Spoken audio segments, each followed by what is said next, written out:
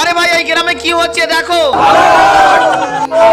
এই গ্রামের লোক গ্রাম ছেড়ে কেন পালাচ্ছে? আমি এই গ্রাম ছেড়ে পালিয়ে যাব আর এখানে কখনো আসবো না। আরে ভাই শোনো, তোমরা এই গ্রাম ছেড়ে কেন পালাচ্ছ? না ভাই আমাদেরকে যেতে দাও, পালাও। আরে আরে বাবা তাড়াতাড়ি পালাও এই গ্রাম থেকে। চলো ওই আঙ্কেলকে জিজ্ঞেস করি।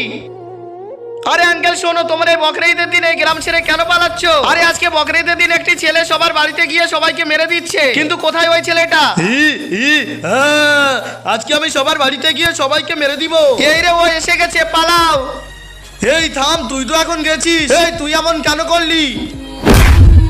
বন্ধুরা সবাই তো মায়ের জন্য লাইক সাবস্ক্রাইব করে, আজকে দেখবো বাবার জন্য কে লাইক সাবস্ক্রাইব করে এবং কমেন্টে বাবা লেখে। কিন্তু ভাই ওই এমন কেন করছে? চলো ভাই ওকে জিজ্ঞেস করি। আরে ভাই তুমি এটা অন্তত বলো, তুমি বকরা ঈদের দিন সবাইকে মেরে দিচ্ছ কেন? আরে ভাই আমি ওইসব মানুষদের মারছি যারা বকরা ঈদের দিন কুরবানি দিয়ে গোশত ফ্রিজে রেখে দেয় 1 মাস ধরে খাওয়ার জন্য। কুরবানি দিতে হয় গরিবদেরকে দেওয়ার জন্য, ফ্রিজে রেখে 1 মাস ধরে খাওয়ার জন্য নয়।